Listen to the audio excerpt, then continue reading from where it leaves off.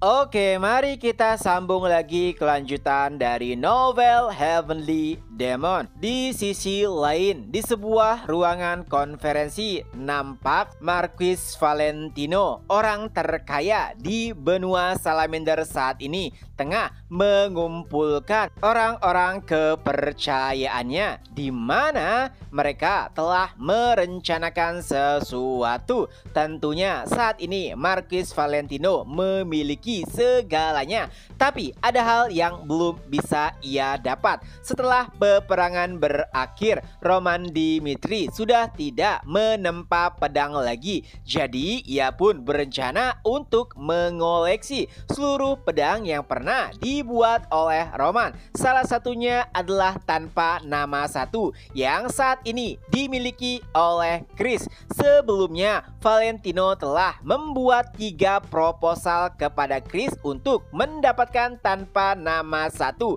tapi sayangnya seluruh proposalnya ditolak. Bagi Marquis Valentino, tanpa nama satu bukan hanya sekedar pedang, ada juga historisnya, seperti Chris harus mengalahkan Kevin agar bisa memiliki tanpa nama satu. Dan itulah yang membuat Marquis Valentino lebih tergila-gila dengan tanpa nama satu. Jadi ia harus mendapatkannya bagaimanapun caranya. Dan pada akhirnya mereka pun menemukan cara terakhir.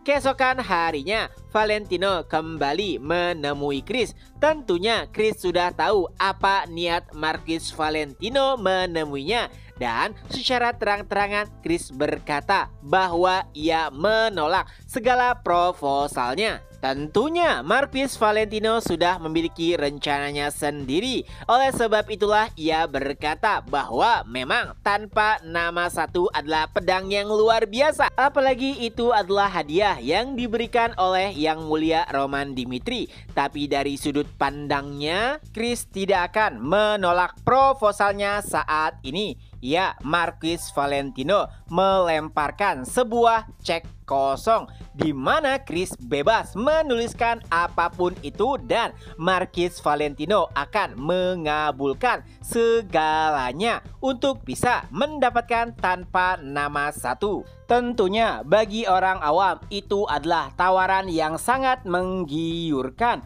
dan bahkan bagi Chris sendiri mungkin itu juga adalah tawaran sekali seumur hidup. Tapi tentunya ada alasan kenapa Chris tidak bisa melepaskan tanpa nama, dan ia yakin Marquis Valentino juga mengetahuinya.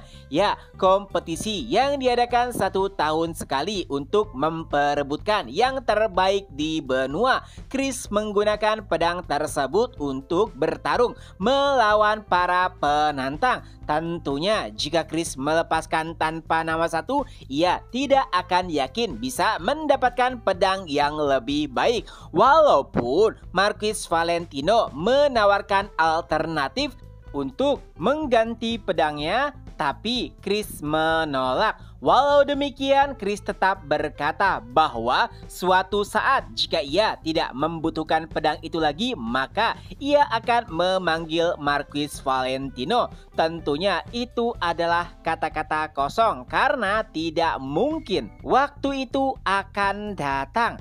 Tapi Chris menjawabnya, ya siapa yang tahu, mungkin saja suatu saat nanti aku bisa mengalahkan Yang Mulia Roman Dimitri. Dan jika waktu itu datang, maka aku sudah tidak membutuhkan pedang ini lagi. Itu adalah pernyataan yang mengejutkan, dan tentunya Marquis Valentino tahu bahwa hari itu tidak akan datang, yang artinya negosiasi gagal. Walau demikian, Marquis Valentino tetap membuka pintunya lebar-lebar jika suatu saat nanti Chris ingin menjual pedangnya. Setelah kepergian Marquis Valentino, Chris pun kembali ke ruangannya. Ya, walaupun dunia telah damai, tapi ia dan juga Kevin masih memiliki perannya. Keduanya merupakan pasukan independen di bawah Yang Mulia Kaisar Roman Dimitri. Chris mengurusi permasalahan eksternal dan Kevin mengurusi permasalahan rahasia. Beberapa waktu yang lalu terjadi perselisihan antara Valhalla dan juga Hector, dan tentunya setiap orang tahu bahwa kedua negara tersebut memiliki masalah dari dulu, bahkan sebelum perang berakhir. Jadi saat ini Chris memiliki tugas agar mencegah peperangan tersebut atau setidaknya meminimalisir korban jiwa jika peperangan terlanjur terjadi. Oleh sebab itulah ia membaca berbagai macam dokumen terkait informasi-informasi kenapa kedua negara tersebut saat ini tengah bertikai. Tapi tiba-tiba seseorang pun memberikan kabar kepada Chris bahwa Valhalla dan juga Hector telah berdamai. Tentunya itu adalah info yang sangat mengejutkan. Dan setelahnya kita diceritakan bagaimana asal mula dari pertikaian antara Valhalla dan juga Hector. Walaupun dunia telah damai, tapi tentunya setiap negara memiliki kepentingannya masing-masing. Dan kala itu ada perwakilan dari Hector dan perwakilan dari Valhalla yang tengah membuat kesepakatan. Tapi tiba-tiba saat kesepakatan hampir deal, perwakilan dari Hector membatalkan kesepakatan karena ia memiliki kesepakatan dengan orang lainnya yang lebih menguntungkan. Tentu saja itu membuat perwakilan dari Valhalla murka, apalagi status bangsawannya lebih tinggi dibandingkan perwakilan dari Hector, dan alhasil perwakilan dari Valhalla pun menghajar perwakilan dari Hector. Walaupun tidak ada korban jiwa, tapi kondisi bangsawan atau perwakilan tersebut sangatlah mengenaskan, dan informasi tersebut langsung masuk ke telinga Raja Hector, yaitu Edwin Hector. Dan mulai saat itu ketegangan pun dimulai.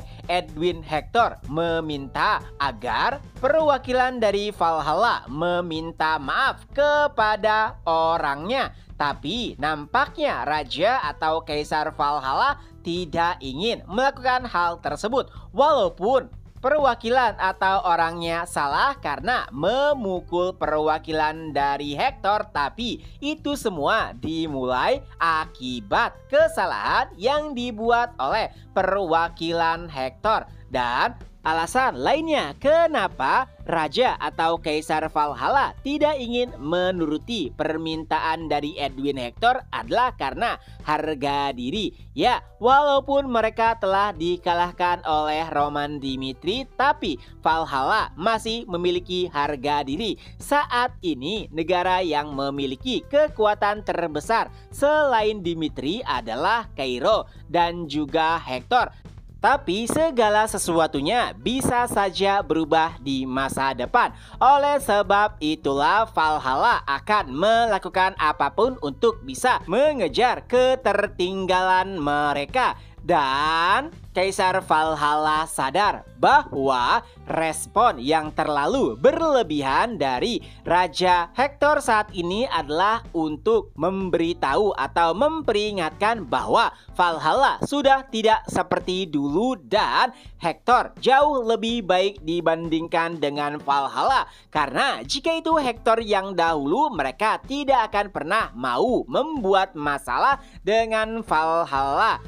Kaisar Valhalla sendiri tengah mengumpulkan para bangsawan untuk mendiskusikan hal tersebut. Lalu tiba-tiba Edwin Hector pun meminta panggilan sihir. Dan saat Kaisar Valhalla menerimanya, Raja Edwin Hector meminta agar perwakilan dari Valhalla meminta maaf. Tapi sepertinya Kaisar Valhalla menolak untuk melakukan hal tersebut. Dan kesepakatan pun gagal dibuat. Sebenarnya para bangsawan sendiri bingung apakah keputusan kaisar mereka sudah tepat atau tidak, mengingat kekuatan mereka sudah merosot jika dibandingkan dengan sebelum peperangan.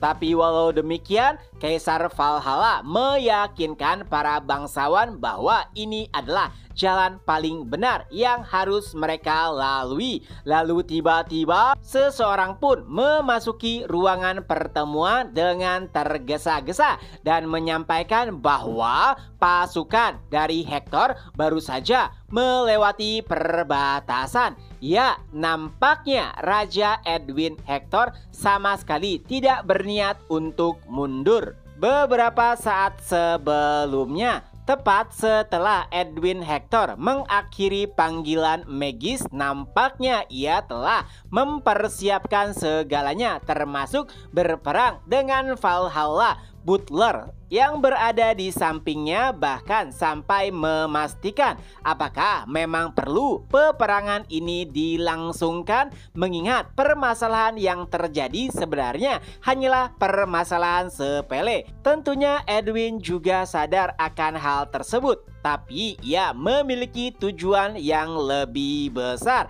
Pertama, ia tidak ingin jika Valhalla masih menganggap bahwa Hektor adalah negara yang lemah. Kedua, jika mereka berhasil memenangkan peperangan, maka Hektor bisa melahap wilayah Valhalla. Dan tentunya itu akan menjadi keuntungan yang besar bagi Hektor. Walaupun Edwin juga sadar harganya pasti akan mahal. Walau demikian, Edwin sama sekali tidak ragu dengan rencananya. Dan untungnya setiap orang mendukung apa yang tengah dipikirkan oleh Raja Edwin Hektor. Dan itulah awal mula bagaimana pasukan Hektor mulai melewati perbatasan. Kembali lagi ke masa kini setelah mendapatkan informasi bahwa Hektor telah melewati perbatasan, mau tidak mau Kaisar Valhalla juga harus bersiap. Walaupun saat ini Hektor jauh lebih kuat dan Valhalla jauh lebih lemah, tapi ia sama sekali tidak ingin mengendorkan pertahanannya. Walau bagaimanapun Valhalla masihlah sebuah kekaisaran. Jadi pada akhirnya ia pun memerintahkan seluruh bangsawan dan juga pasukan untuk siap dalam peperangan. Beralih lagi ke pasukan dari Hektor yang hampir tiba di gerbang perbatasan milik Kekaisaran Valhalla. Tentunya setelah melihat rombongan pasukan Valhalla, penjaga gerbang telah bersiap untuk menahan serangan. Apalagi Kaisar juga sudah memerintahkan untuk melakukan apapun agar bisa menahan pasukan dari Hektor. Dan saat mereka semakin mendekat, komandan pasukan yang menjaga gerbang pun sudah bersiap untuk melemparkan serangannya. Tapi tiba-tiba seseorang pun berteriak, "Komandan, tolong hentikan serangan. Ada pesan dari Kekaisaran Dimitri untuk menghentikan peperangan ini." Dan chapter pun berakhir. Oh ya, sebagai pengingat ya, 2 chapter lagi novel Heavenly Demon akan tamat. Tapi untuk season pertamanya ya, masih ada season keduanya. Itu aja dulu, ketemu lagi di next video. Bye bye.